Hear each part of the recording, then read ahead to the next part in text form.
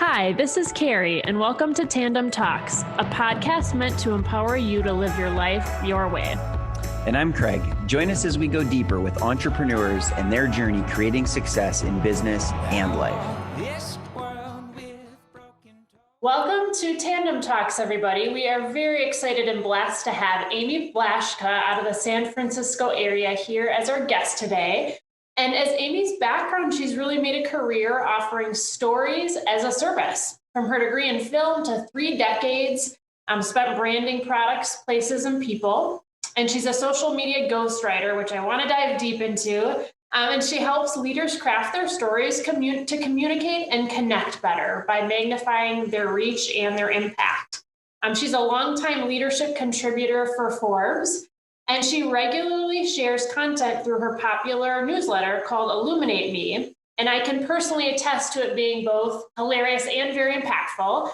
And so big welcome, Amy. I really want to start by just having you share a little bit of the evolution of Amy. And I just love the diversity in your background and a lot of unique facets of it that I know a lot of people aspire to get to those places in terms of, Forbes and growing your company. So let's hear a little bit about your journey straight from the source. Okay, well, thanks for having me, first of all, Carrie and Craig. So I have what I like to call a non-linear career path. And I think there are many people that probably have the same. So when I'm asked about, how did you become a social media ghostwriter, which, yes, it's a thing. People are like, that's a thing.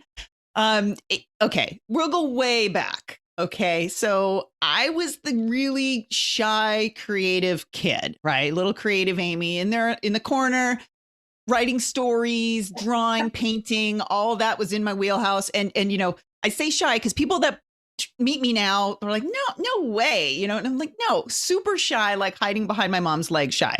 And, but the thing about that was I was very, and I still am, observant, right? It's all about taking in the world around me. And, I have 2 sisters. And I'm the middle of 3. And I'd always watch my older sister, who's, typical firstborn, like super strong, great at everything she does. And to the point of just like hitting her head into like a brick wall rather than trying to find the door. And, so a lot of my observation was around how people behave, right? How they move through the world and kind of like, gosh, there might be a better way to do that. And then how are they talking about what they do? And all these things, even as a young kid, I inherently knew there was something there about how people, talked about what they did and their stories and what made them uniquely them, right? So I always knew I wanted to do something creative. And I don't mean we all have creative hobbies, right? It wasn't that. I wanted to be paid to be that, right? And, so it was like, it wasn't enough I'm going to renovate my kitchen. And I do love DIY stuff because I'm all about transformation, right? I see the potential and the possibilities in everything. I'm that person that can look at an empty lot and go, oh, here's what we can do, So anyway, I knew that, but you move through life and you have the voices in your head that are like, well, you need to have something practical so you can get a job. You need to be able to do this. And, it's like, okay. So I went through school and I ended up getting my degree in visual arts, but through film and media, because I was like, well, God, how perfect would this be to be a filmmaker and be able to tell my story? And even though I've always loved writing, and that was my minor was communication, I'm a highly visual person. So I see things that aren't there. I can envision things that aren't, and I see the way something can be presented. So it's like, ooh, I can marry the visual with the verbal. How cool would that be? Now, it is cool.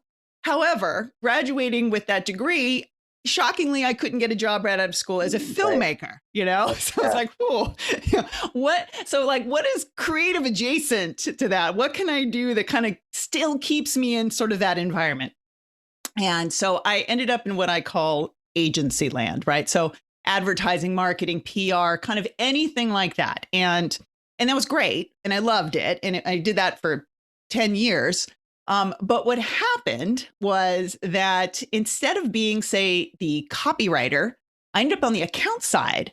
And there's nothing wrong with that. I love people. And I really figuring out what makes them tick. And I think those gifts that I have of just being able to understand people, listen to them, kind of get where they're coming from, really lended themselves well for me excelling on the account side. So I could think strategically, I could communicate with a different groups of people, whether the client, whether it was a creative, whether it was, a production, somebody who was much more logical. I knew how to kind of speak many different languages. And I ended up in this liaison role, which suited me. Middle kid, like, okay, now that's great. And I excelled in that. And that's terrific. And ended up, being a branding consultant, which is all about sort of those visual and verbal touch points. So, hey, it kind of harkens back to the, what I was studying in film.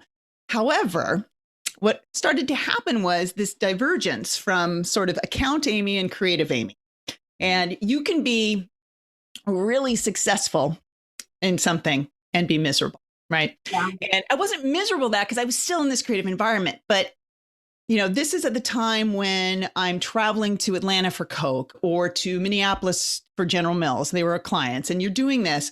And at the time, my husband and I were wanted to start a family. And I'm like, this sort of this isn't going to work with kids, right? There's no way. The commute, the hours, all these things. So after we had our first daughter, we have two, I did the shocking thing of staying home with her. No one thought I would. They're like, what? And that was great. It was I'm a curious person, and I love to just kind of immerse myself in new things. That's the way you learn. But it got to a point where we both needed to talk to people our own age. So I think she was around 16 months old or something.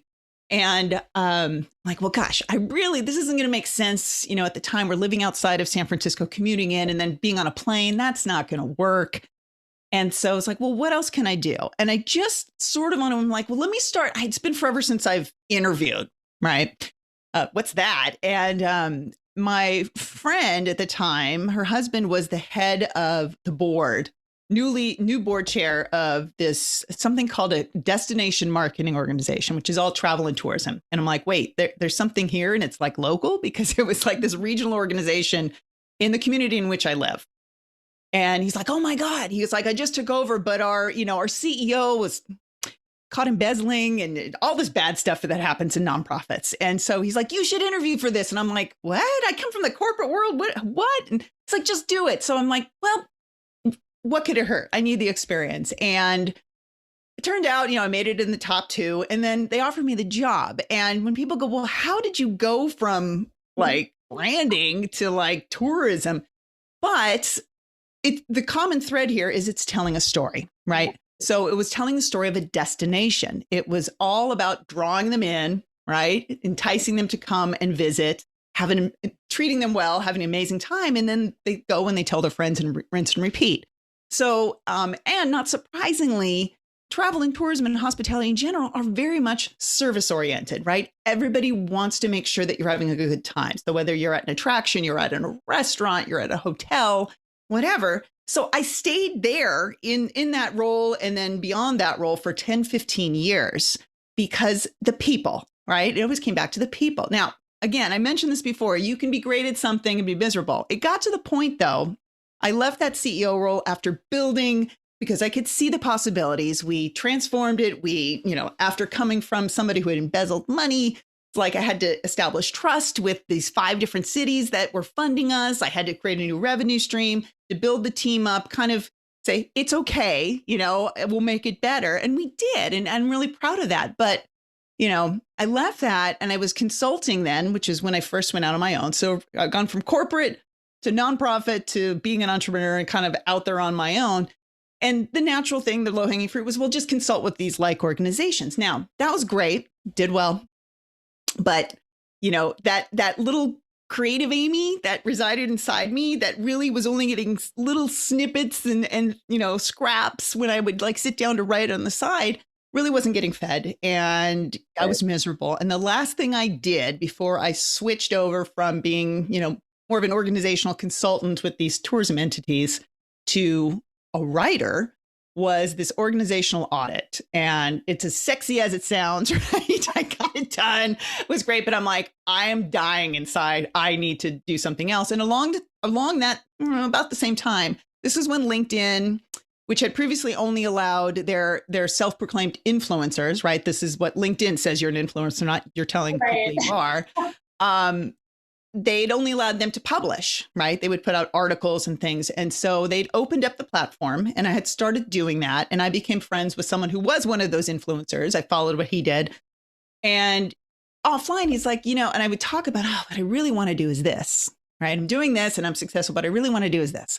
And he's like, Amy, you're a writer. You need to write. You need to do this. And it sounds so simple, right? When somebody else points it out that what you should do. But I think so much of what prevents us from really jumping into what we want is fear, right? And it's those little voices in our head that say, oh, well, you could never do that, or that's not practical, or whatever. So until we shift those, and until I was able to say, I am a writer, that sort of changed everything. Because when I started to say it, other people actually believed it. And of course, you have to back that up, right? You can't just claim things that you can't, no business claiming. But certainly that was the first step. And then from there, the more I did it, the better I got at it, the more I could refine it. And I think what else is really important was in the beginning, I talked about, I could do anything, right? You're so like, well, yeah, I can do that too. And sure, I'll write this and write this. But niching down and focusing, narrowly focusing, actually is much better. And I'm so happy I'm doing that, because now it's like, I like to say it's putting your talents to their highest and best use, right? I can do other things. Like, yeah, if you want to pay me to do an organizational audit, sure, I can do that. But man, I'm not going to be happy. And that's not really what I want to do. So we're both better suited if, you hire me to be your social media ghostwriter, then I can really help you. So that's sort of been, look, I've had like 30 plus years of experience, but it's taken me till I was later in life to really make that jump and kind of come back to that creative Amy. So it's been a bit of full circle. But now people are like, well, of course you're a writer, but, right. Making that jump is scary when you're like, I think I am. So. Yeah. Well, what a great adventure, and definitely not a direct path, as you mentioned, right? No. But I think that's how we actually can find what we love and what we're good at, is to explore. Mm-hmm. And if we don't do the exploration, then we're kind of just in one lane thinking that's it, or dreaming about it and not willing to put ourselves out there. That's right. And I think that's really important, because people think they should know. Like, I used to get down on myself thinking, well, everybody else seems to know what's going on and what they want to do with their lives. But you won't know unless you try. And there's no harm in trying and figuring out, yeah, that's not what I thought. So I try to tell our girls the same thing. Like, you don't have to have it all figured out, but you have to be willing to put yourself out there. You have to come out of the shadows. You have to try and be willing to, don't think of it as a failure, think of it as learning. Right? It's like, okay, now I know better what I don't want. And sometimes that's how you get at what you want, is like, oh, because even if you think, I want to be an X, or I want to do this, you get there and you go, oh, crap. That's not what I thought. Yeah. Yeah. Well, and I think right now, entrepreneurship is so glorified too, right? In society, it's like, oh, be an entrepreneur. And that's great, but it's also really hard. There's days that are not easy. And so maybe can you just talk, you have a really neat step where you went from having two jobs, or a CEO type role really, to then going out on your own. And even though it wasn't in your passion, you had that faith in yourself to just go do it. And then at least you had control. So can you just talk a little bit about maybe a mistake or some tips that you might give someone making that maneuver and making that transition? What kind of comes up for you as you did that? And then obviously from there, you then took that skill and you merged that in with what you love, like the writing component, creative component. But first you sort of started in an entrepreneurial space that was comfortable, that you thought you could create success in, essentially, right? Right. So it wasn't this black and white jump. I think it was a little bit, it was a strategic transition in that it was like, okay, let's be real. There is a real need, as much as it's glorified to be an entrepreneur. Oh, it's so wonderful. And it's all the, the Instagram worthy bottles and models and Ferraris and whatnot. It's hard. And the thing about going out on your own is that it's both the, blessing and a curse. Is success is all on you, but success is all on you. And, I figured out that the environment that I do best in is more entrepreneurial. I didn't know it at the time, but more entrepreneurial in nature, where I can't stand someone micromanaging me. Right. And so this is the way I led, was like, look, I trust you. I got the smartest people. You do your thing. If you need me, I'm here, but I'm going to let you do your job, because that's the way I preferred. And, you understand, for me, what's really important for me, autonomy. Right. And autonomy is not only leave me alone, let me do my job. But I think it's having control of my schedule, having those things. So yes, you need to earn a living, but it's marrying sort of like what's important and how do I do this? So for me, it was leaving a W-2 job, right? But going into something, it's sort of that's related to what I was doing, where I already had those relationships established. People knew me. I was had proof of concept because I had led this organization and built it and improved it for 10 years. I'd been involved in that industry in other leadership capacities, so on boards and committees and that sort of thing in the industry. So it wasn't that I was an unknown quantity, which can be really an uphill battle. So for me, it was like, well, they know me, they love me. Would they be willing to hire me to do this? And it's again, at some point, you can have all the planning in the world, but you do have to execute. You have to get out there. You have to try. And so the first thing I did, actually, I was approached about taking an interim CEO job, which I did, which was great because it was a multi-level thing. But when I was back in that role, I realized, I don't want to do this anymore. So they actually offered me it full time. And I'm like, so you have to have the confidence and know yourself enough too, to know not just to say yes, because, oh my God, I'm desperate, I need the money, but like to know that, oh man, it'll just be a repeat. And I don't need a repeat of what I've already done. I need to grow. I need to do other things. So, and for me too, it also meant, oh, I'm doing more of those things that I said I don't really love to do. So I need to align things better.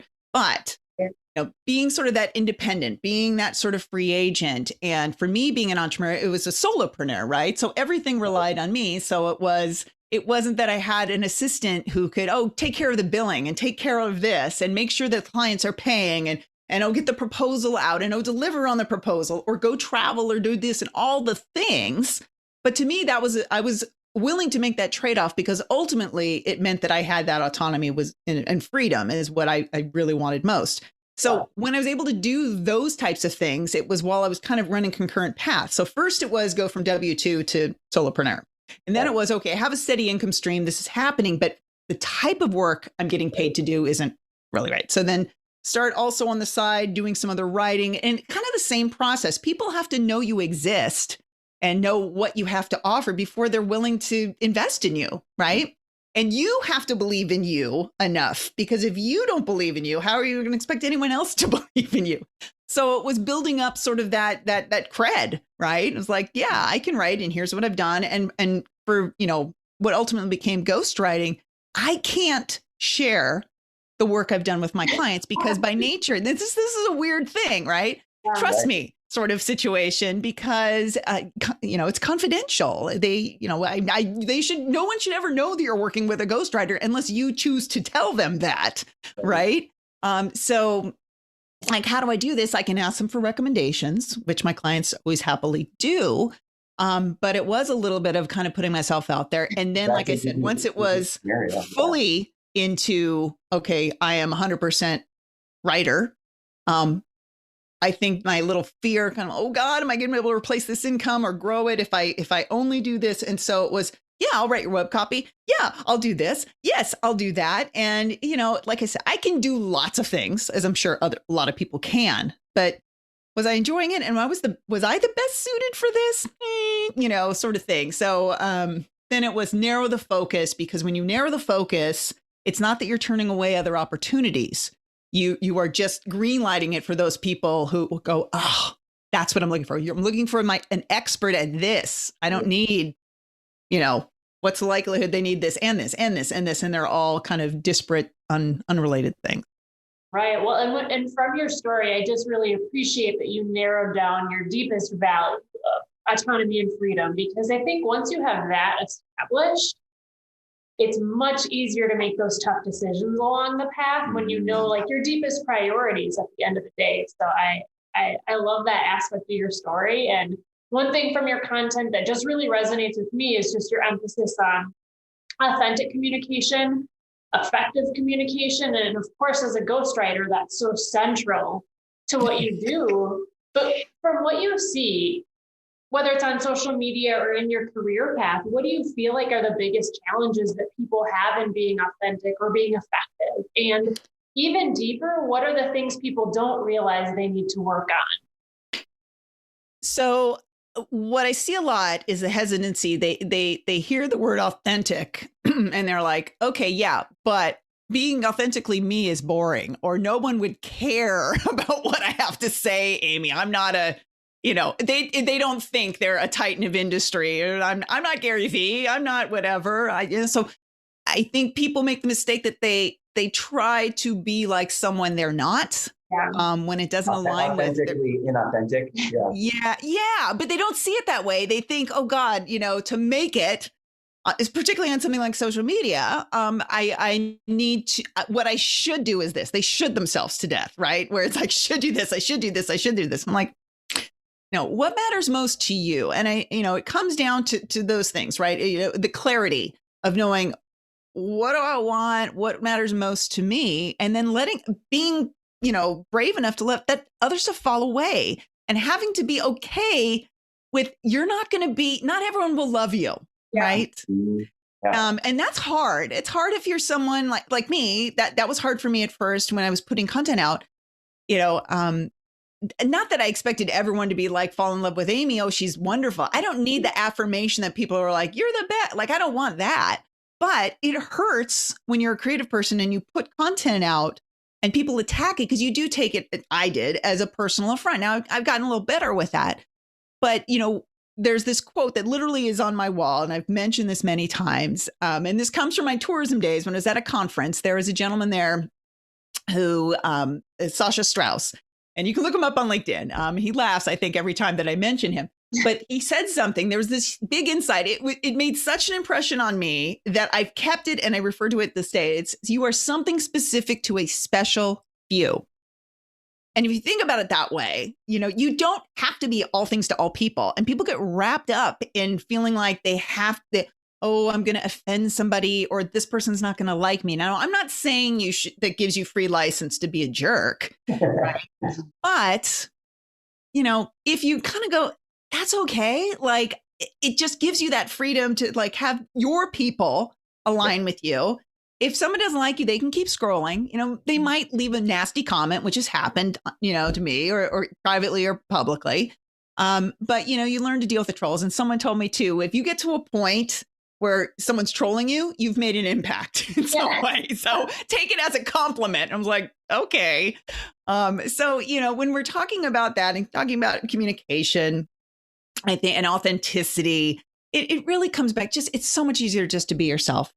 And to find your own voice in there, because that is one way you can differentiate yourself and not worry that you don't have to compete with everybody else. You just have to be you.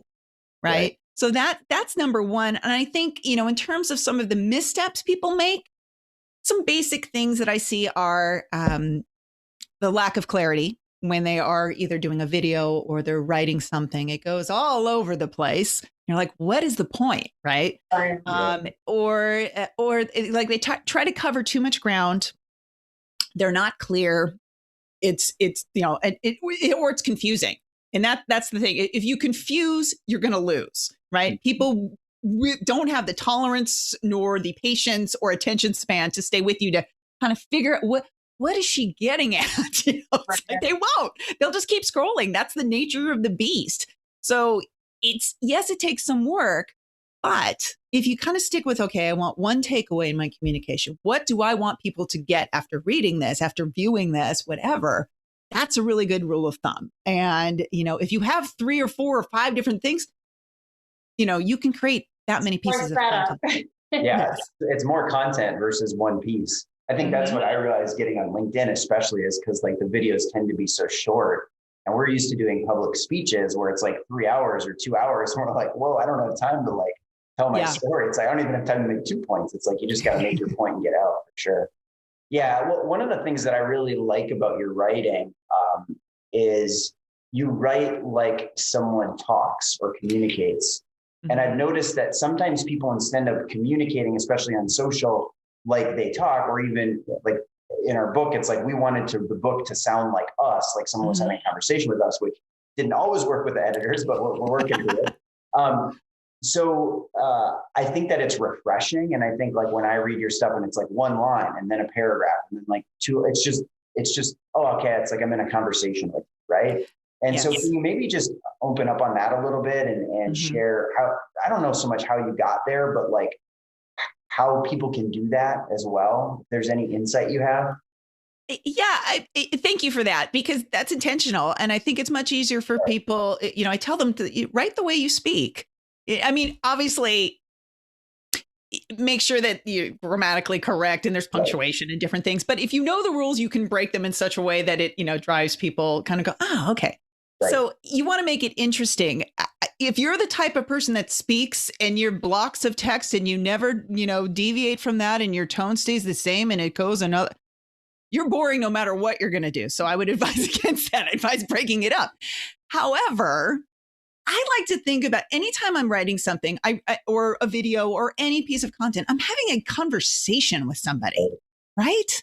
I mean, that's the thing about social media. It's social because it's not, a soliloquy. It's intentionally supposed to be a conversation or a dialogue. At least that's sort of the hope, is that you have something that will engage another human being, right? So I think about social media and content in that way is that you're starting a conversation. And how would you talk to somebody? And the other part about this that's really important for people when we talk about authenticity is your voice is your voice. So if you write in such a way that is very academic, and there's nothing wrong with that, but if you write in that sort of way, but when somebody meets you in person, or does a Zoom call with you now, right? And you are vastly different, they're going to be like, what? Well, who's the real you? Who's the real person? It's okay to be more conversational in tone. I mean, obviously it depends on the audience, but you shouldn't be afraid to be you, because at its core, you want to be able to communicate with somebody. You don't want to put up barriers or make it difficult for people to know, like, and trust you, to understand what you're saying, and to invite. I think of it as inviting somebody in, right? It's an invitation when you put something out there. And if you, use really big words just for the sake of making yourself look smart, or, that can make somebody else feel dumb. It's like, you don't want to do that. You want to make it easy for others to engage with you, for sure. Well, in so many ways, you're really humanizing the conversational piece of things. And sometimes when someone's taking a video or putting out content, they forget that they're literally other human beings on the other side of the camera, taking it and conceptualizing their content. So I think that's really beautiful advice. And one thing that I also really appreciated from one of your recent posts is just talking about having more of an introverted personality in certain aspects. And just, I think a lot of people think of leadership as a personality type. And I'm curious, Craig would call himself more of an ambivert, like a little bit more on the introverted side of the spectrum. But can you speak to that a little bit, and maybe how you found your voice not being maybe an extreme extrovert at that space of life? Yeah, it's funny because I actually feel like most leaders are introverts, and I think people confuse introversion with shyness or introversion versus extroversion at its core, it's really how you derive your energy, right? So an introvert can speak to a room full of people, can do all this, but they need a little time to recoup and they can be in highly social roles. My husband, for instance, has been in sales and he's the COO and he's constantly on the phone and dealing with people, but he's an introvert. So he needs time to back off. I'm actually an extrovert, but I'm the most introverted kind of extrovert. I think it's an ENFP. So I love people and I love being around them. But, I think it's once I get to know somebody, do that, then it would be I don't enjoy being the center of attention. That's not my thing. That's why when I wanted to be a filmmaker, it was about being behind the camera.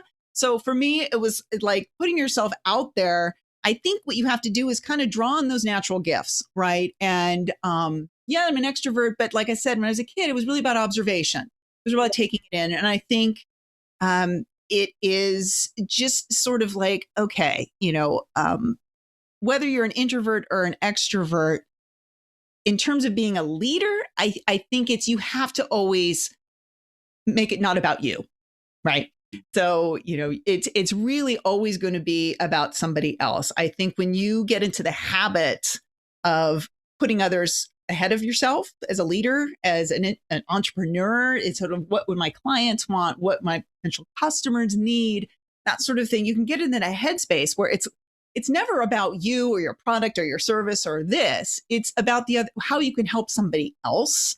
So I think, I think I'm deviating from your original question, which I'm like, oh God, I'm doing that thing I say I hate to do, is like rambling. But yeah. No, I appreciate that thought process, because I do think oftentimes people put themselves in a box. I know it's black or white. I'm an extrovert or an introvert, or I'm this or that. And it's like, we're so much more dynamic than that.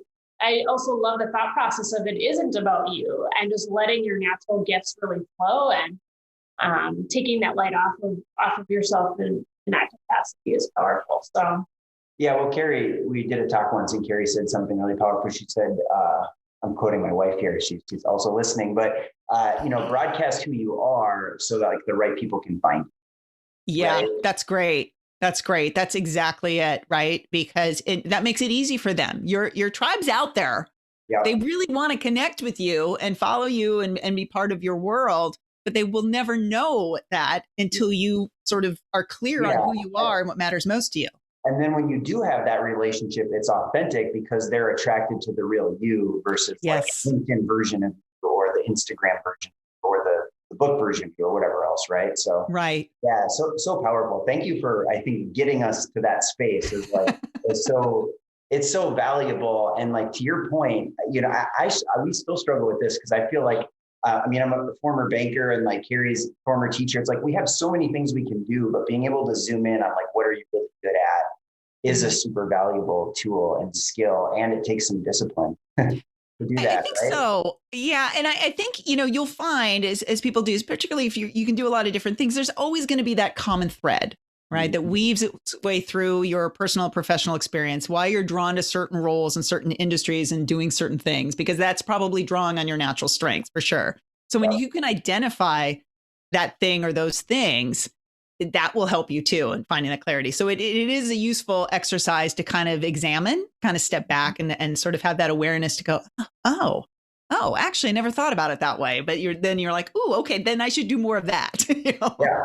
Well, and you did a great job by like creating an entrepreneurial skill and then tying that back to your passion.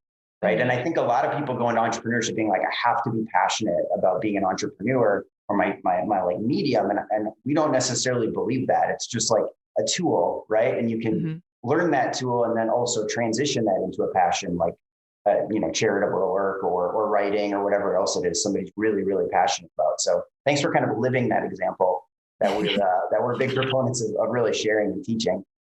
So I think what would be helpful for our audience is if you could just maybe share a tip that comes to your mind in terms of being self-employed, being an entrepreneur, like any mistake, like just like one thing that you think would be maybe helpful from your journey that you would like people to take away. And then I'll let Carrie close this out, but thanks a lot for being with us today. There's definitely a ton of takeaways, and I would like to take like 30 minutes and go into each one of the takeaways that we probably could go deeper on, but for sake of all of our times, we should probably move on. But maybe a tip that comes to mind, and then I'll give it to Carrie. Sure. So I think the biggest lesson in my entrepreneurial journey, and just a career in general, and this really came into play last year, was protect your time. So what I mean is, you need to establish boundaries. You need to learn to say no. You can say yes to the right things, but you have to first say no to the things and the people that don't serve you, right? That aren't helping sort of accelerate your growth as an entrepreneur, as a business person, as a leader, those types of things. And we all have those elements, right, that distract us from what we really need to do.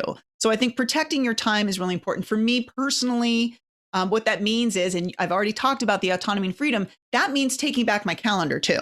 And I decide when I'm available to do these things with my clients. So, and it doesn't mean you don't need to be available 24/7, but you do need to establish boundaries. You need this is when I do work, and then do that. So for instance, I'd never do client calls, or very rarely on Mondays, because there's a lot of holidays and things. And Fridays, I typically don't too. And when I do something like a podcast, it's always going to be on those bookend days, right? Today is a Friday, actually. So we do it today. And I really try to kind of say, okay, well, this is what I'm going to do. And when you protect your time and you are intentional with your activities and how you spend your time and who you spend your time with, I think it opens up your world. Suddenly, you think, oh, I don't have time. Well, no, you just don't have priorities and you don't have alignment. It's amazing what happens when you get very intentional and aware and protect your time. Yeah. Okay. So much to say on top of that. Well, one of the reasons we started the podcast is so we can help people get close to like what matters most to them. Right. And being able to protect our time and guard it and set our priorities it doesn't get more valuable than that, really. So congrats to you. And I think what we realized, the more success we've had in entrepreneurship and in life, the more people that want access to you and your time and have ideas and even great ideas or investments or just, so many things that come into play, and being able to say no is such a powerful skill. So thanks for sharing that. I really appreciate it. Yeah. And I see a lot of people who are aspiring to be entrepreneurs. They think, well, when I'm successful, then I'll start protecting and guarding my time. But it's so important to see yourself as a leader, see yourself as successful already, because it's through doing exactly what you've shared that you actually scale and grow and become successful in whatever your pursuit is. So I think that's really sage wisdom in a lot of ways. For people to find you, we mentioned this fantastic newsletter that Amy puts out. Highly recommend getting on the newsletter distribution. And then what are other ways people can find your content, access you, get more of your thought process? So not surprisingly, the social media ghostwriter is highly active on social media. So you can certainly find me on LinkedIn. You can find me on Twitter and Instagram, and now on Clubhouse too, the latest kid on the block. I still write for Forbes, so you can certainly find me on Forbes under leadership. I'm there. And if you want sort of one-stop shopping, you can visit my website, which is amyblaschka.com. I'm sure it'll be in the show notes because my name has so many consonants in it that people get confused.